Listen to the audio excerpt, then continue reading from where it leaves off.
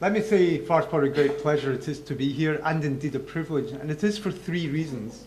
This is my first visit to Qatar and to this very exciting city of Doha, so I'm very pleased to be here.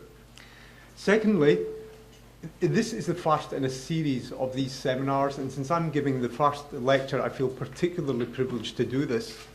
And finally, I had the great honour and privilege of being Professor Yaqub's trainee almost 20 years ago, and he has trained many of the surgeons, not only in the UK, but throughout the world. And in terms of international reputation, he is arguably the most famous cardiac surgeon of his generation. So it's a great pleasure and privilege to be at this meeting. So what I'm going to do just now is give some data and evidence for the rationale for conduit selection for coronary artery bypass grafting. And I declare my conflicts of interest. Clinically, I'm a cardiac surgeon. Politically, I'm president of the Society for Cardiothoracic Surgery in Great Britain and Ireland, and I'm also the chairman of the ESC Working Group on Cardiovascular Surgery.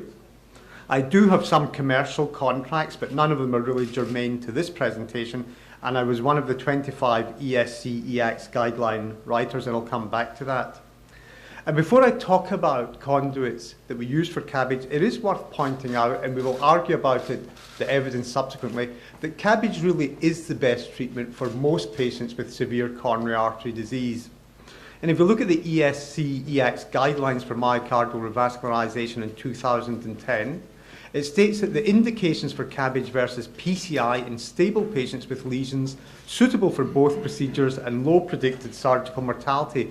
You can see that for most anatomic patterns of disease, CABG still has a Class 1A indication.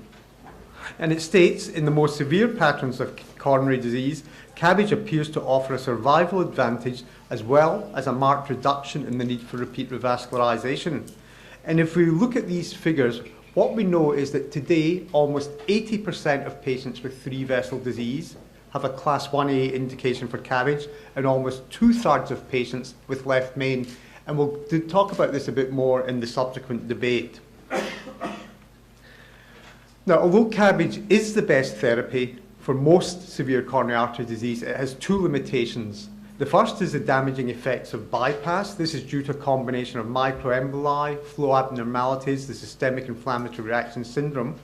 And this leads to biochemical dysfunction in all organs in the body, but it leads to overt morbidity in 15% of patients, and particularly affects the brain, kidney and lung. And we also know that the mortality and morbidity from bypass are strongly age-related phenomena, and that's very important as our patients get older. And the solution to this is off-pump CABG, and especially using a no-touch aortic technique and perhaps miniaturized extracorporeal circuits. The second problem with the conventional operation is vein graft failure. And we know that putting saphenous veins in the heart, that 20% in most series are occluded by 1 year, but some have reported failures as high as 40%.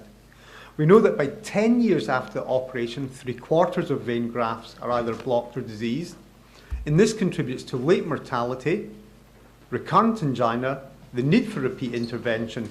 Now, some people have argued that these results may be better with aspirin and statins, but there's no clear evidence yet that that's the case.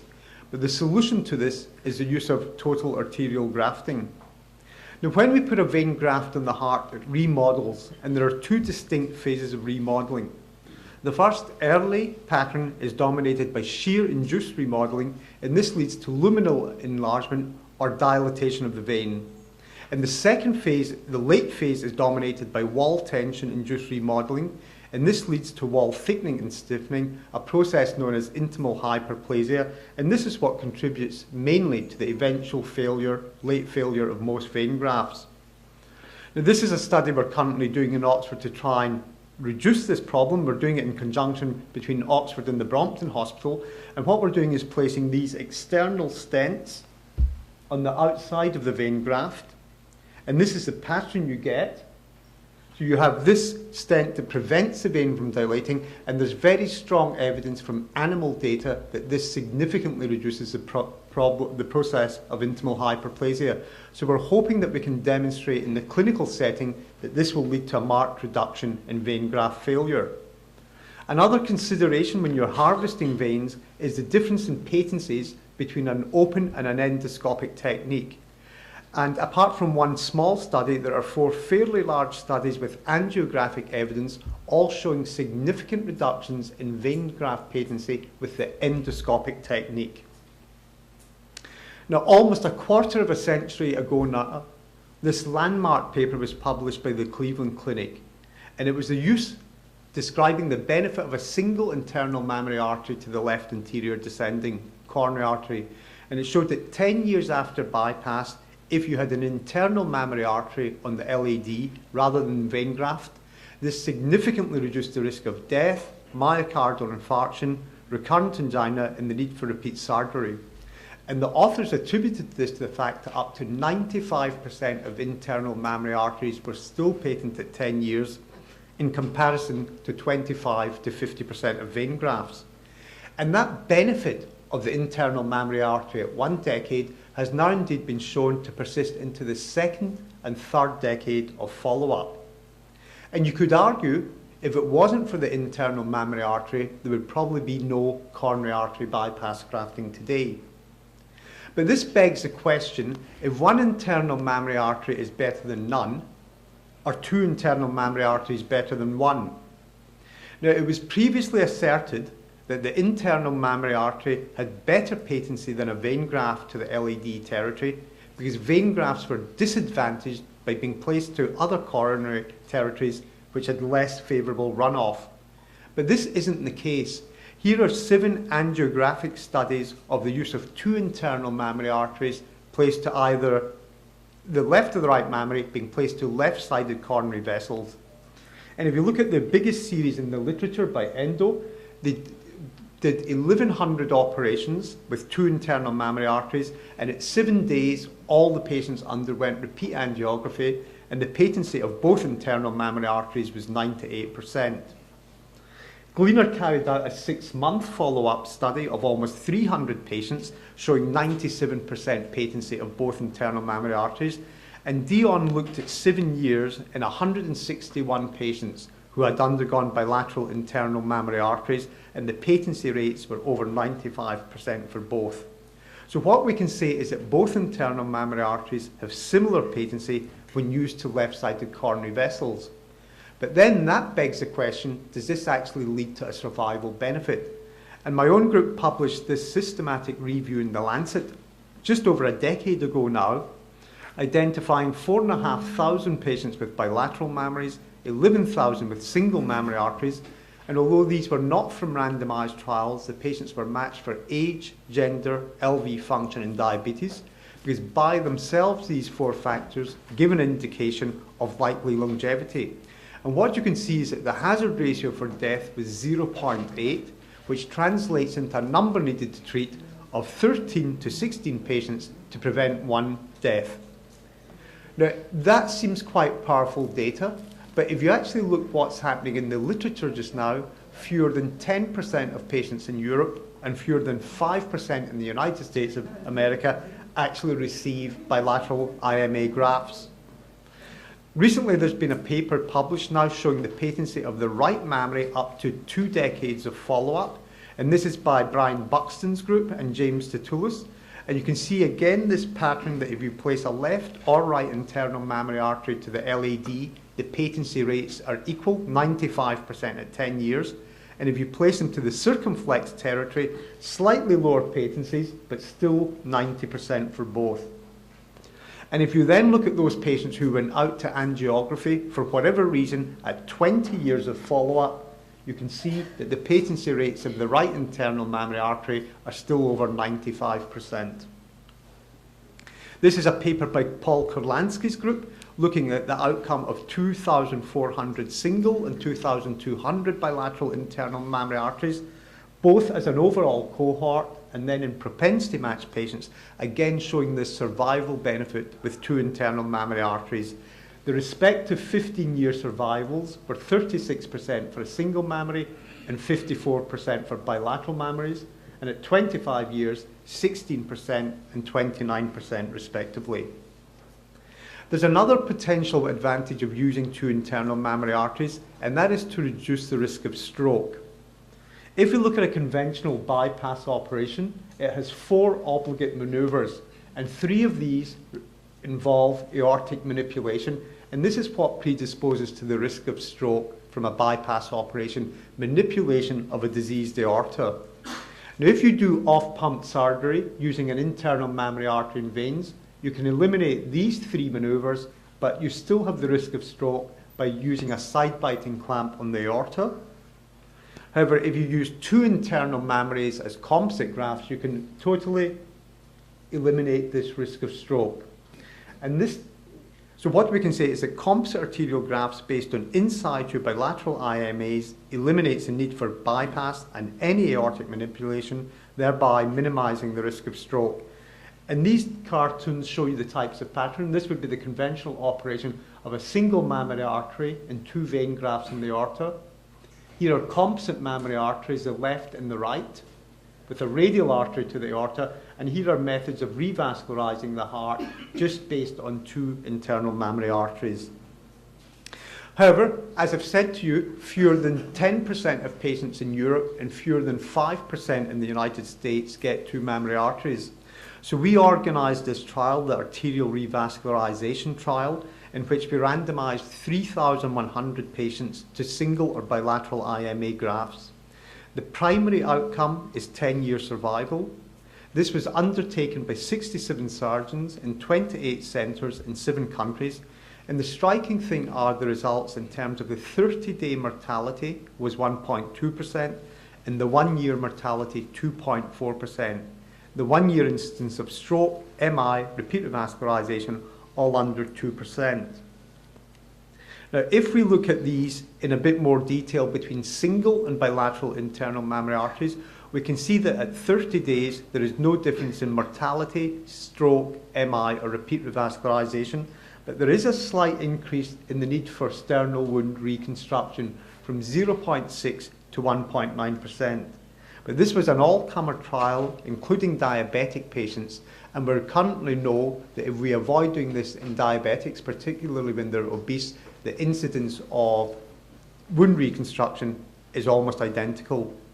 And again, as I've said, if you look at the 1-year outcomes, they're absolutely excellent in both groups. And there's an important message from this, which is that contemporary coronary artery bypass grafting does have excellent safety outcomes. Now, yesterday in Oxford, we had a meeting of the trial steering committee because we've started analysing the 5-year outcome of this trial, and this should be ready for publication towards the end of this year. So we'll look at 5 years and see, do we begin to see any separation in survival pattern? Some people have advocated using a radial artery instead of a second internal mammary artery. Is this sensible? If we look at the evidence from randomized trials, the first is Brian Buxton's group, who randomized patients to a right internal thoracic or a radial artery or saphenous vein according to patient age. And in patients under 70 years, there were only 285 patients, they found the patency of radial artery 95% versus 100% for the right internal thoracic artery. In patients over 70 years of age who were randomized to radial artery or vein graft, they found the patency rates of vein graft substantially superior, and they attributed to this to an accelerated rate of disease in radial arteries as patients age. In New England Journal of Medicine in 2004 was this randomized trial from Steve Freeman's group of 561 patients to radial artery or saphenous vein to either circumflex or PDA, and they repeated angiography at 1 year in 440 patients. Now, what they found was that 8% of radial arteries were occluded versus 13% of saphenous veins. But if you looked at string signs, which is narrowing of the radial artery, then you could see that this was much higher at 7% for radial artery versus 1% for saphenous veins. So if we look at what was perfect patency at 1 year, it was actually pretty similar between the two groups. They looked at the predictors of radial artery and vein graft failure. They found that radial artery patencies were better both in men and especially women at 1 year. The best predictor for radial artery failure was a stenosis of under 90% in the native vessel, the presence of peripheral vascular disease, or the use of inotropes. But in contrast, the best predictor of vein graft failure was a small coronary vessel. And in this study from the Brompton Hospital, looking at 142 patients who were randomized to radial artery or saphenous vein to the circumflex, at 5 years, 77% underwent repeat angiography, and there was dramatically better patency of the radial artery, 98% versus 86% for saphenous veins. And I understand that these patients are now going to undergo repeat angiography at 10 years. And the final paper in the radial artery is this one by Steve Goldman, published in JAMA last year, a randomized trial looking at 367 either saphenous veins or radial arteries. And if you look at the 1 week angiographic patency, 97% and 99%, but at 1 year, 89% for the saphenous vein and 89% for the radial artery. So no difference at 1 year in patencies between radial artery and saphenous vein. Now, they emphasised the importance that they only used radial arteries if there was at least a 70% stenosis in the native coronary vessel, and they reported poorer saphenous vein graft patency with endoscopic harvesting, as I alluded to earlier, and also in patients done off pump. They tried the use of calcium channel blockers and found that that did not make much difference to radial artery patency. And they also pointed out again there was more disease in the radial arteries of diabetic patients. So if we look at 2 meta-analyses looking at radial artery patencies, what can we conclude? The first is this in JTCVS in 2010, 5 randomized trials, 936 patients, 71% underwent repeat angiography at a mean of 22 months, and they found identical failure rates, 14% for the radial artery and 14% for saphenous vein. So it seems to be consistent evidence that over 1 year there's not much difference between a radial artery and a saphenous vein. But that begs the question, is there a difference subsequently? Because we know of the constant attrition rate of vein grafts.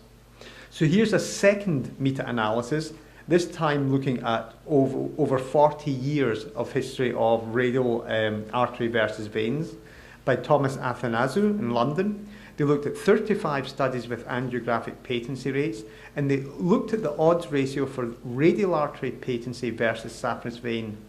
They found that in terms of early patency at 1 year, looking at almost 7,000 grafts, there was no difference. So consistent with everything else in the literature. But as they went to medium-term patency and long-term patency, they then found that the odds ratios for radial artery patency improved significantly. So what they've suggested is that with further duration of follow-up, there is an advantage to a radial artery over a vein graft. Prevention of radial artery spasm is very important. My own group addressed this again over a decade ago when we showed that the most effective way of preventing radial artery spasm was the use of phenoxybenzamine. The phenoxybenzamine is an alpha adrenergic blocker, but when it binds to the alpha adrenal receptor, it binds irreversibly. So that receptor becomes incapable of responding to constricting agents. And in contrast to all the other agents used in the radial artery, we showed that the duration of verapamil and nitroglycerin, papaverine, although these are very effective on the radial artery, their effect is gone within 20 minutes of reimplanting that vessel back into the circulation. So the only agent with a long duration of action is benzamine, and it's particularly useful because the 2 most common inotropes used in the post-operative period are adrenaline and noradrenaline, and they're effectively blocked by phenoxybenzamine. What about radial arteries in diabetic patients? Here's another one of our studies which we showed that if you look at the constrictor response of a radial artery in a diabetic patient versus a non-diabetic, you get a far more intense constriction and you get far less relaxation in response to ACH analogues. And what this is telling us is an evidence of the generalized endothelial dysfunction in diabetic patients. What about the gastroepiploic artery? Well, the only place that it's still used relatively commonly is in Japan, but even in Japan, most surgeons have stopped using this in favour of radial arteries. The final thing I'd say to you is that when you're doing bypass grafting, it's an important thing to check graft patency in the operating room, because we know from the literature that between 2 to 5% of grafts are blocked by the time the patient leaves the operating room. Now, if that's a vein graft to a small obtuse marginal, it probably isn't of great significance. But if it's the internal mammary artery to the LAD, then that's of immense importance, because that's the one thing you've done to the patient that changes the long-term outcome. A patent mammary on an LAD means you've improved that patient's life expectancy. So I believe very strongly that grafts should be routinely checked. We use this system called the SPY camera, and I mentioned in the introduction I act as an advisor to that company. But if you can imagine in these images, the patient's head would be to the left and the feet to the right. So this is an internal mammary artery to the LAD. This shows two grafts. This is a right internal mammary artery to the LAD and a left internal mammary artery going to the obtuse marginal. This is a radial artery coming to the posterior descending artery. You can see this patient's being done off pump. And this would be the conventional mammary artery in 3 vein grafts. So if I summarize and conclude, what do we know about the use of conduits today? The things I would say is that there should be far more use of both internal mammary arteries.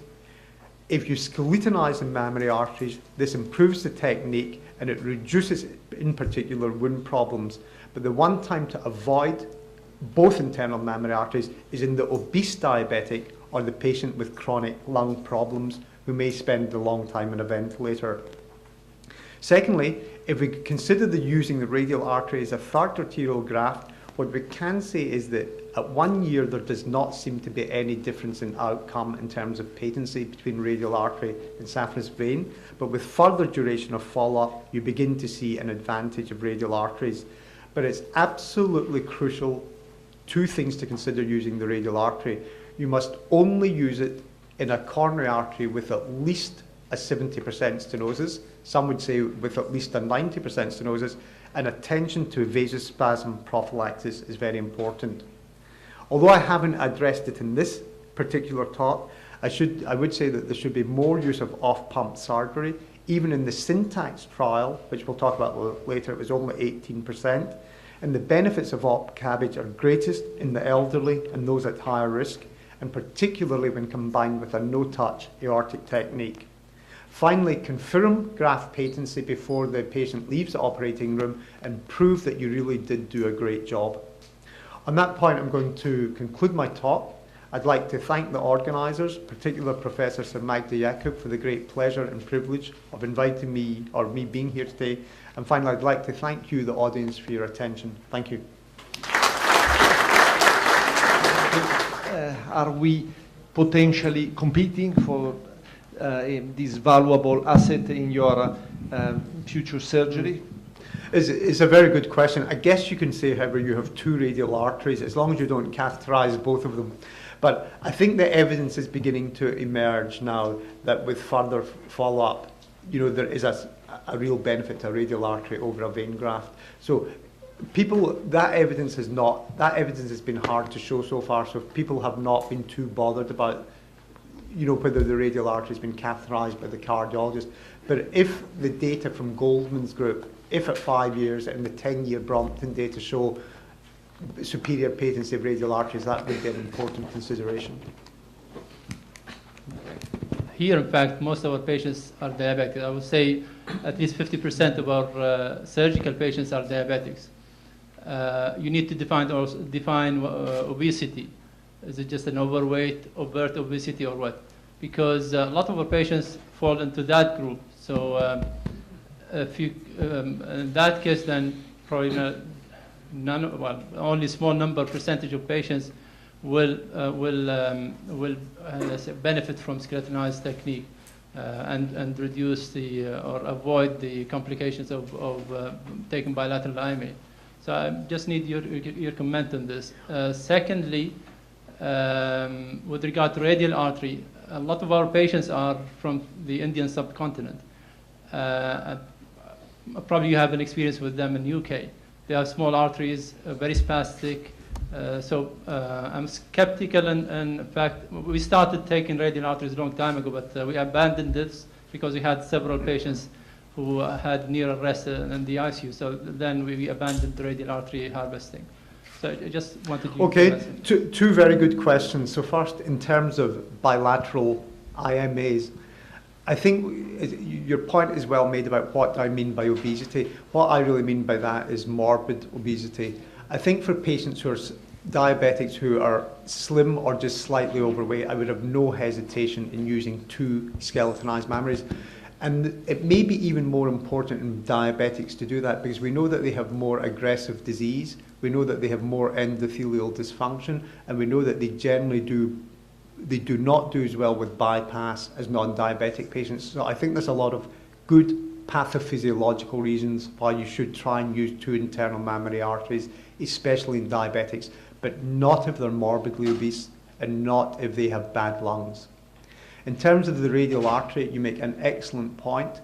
Most of the trial data has come from Caucasians, and there's very little evidence from the Asian population, but it is interesting that we know that radial arteries, the patencies are relatively poorer in women than in men, and it may be for the very reason that you have alluded to, which is that if they're smaller and more spastic, they're far more likely to occlude. So I think you've got to use operator experience, because if you just make a small incision at the wrist, you can usually gauge the size of the radial artery very quickly. But I did also emphasize very strongly about the importance of prophylaxis against vasospasm in these, because the radial artery, unlike the internal mammary artery, is a muscular artery and it's far more prone to spasm. Okay, Dr. Jihani. Thank you for an elegant lecture. There's obviously, as an interventional cardiologist, there's questions that would arise. But presumably most of this, if not all, would apply to chronic stable angina patients. How much of this does this apply to the acute coronary syndrome, acutely ischemic patients? And I'll show an angiogram tomorrow which will illustrate what I'm trying to say, but yeah, I would appreciate your answer now. Again, a good question, and I think it's like any acute coronary syndrome patient. What you've got to assess, I think the key thing to assess in acute coronary syndrome is what is the ventricular function like. So if you have a patient who comes in with an acute syndrome, has a small or moderate rise in troponin, but an echo shows that the LV function is still good and that there is no regional wall motion abnormality, you can do these patients with 2 mammary arteries and a radial artery. If you see an area of the heart that is hypokinetic or a generally unhappy looking ventricle, then that's the time, that is definitely not the time for 2 mammary arteries. You should still almost certainly use a single mammary artery, but you then want high flow in the other territories, so vein graft.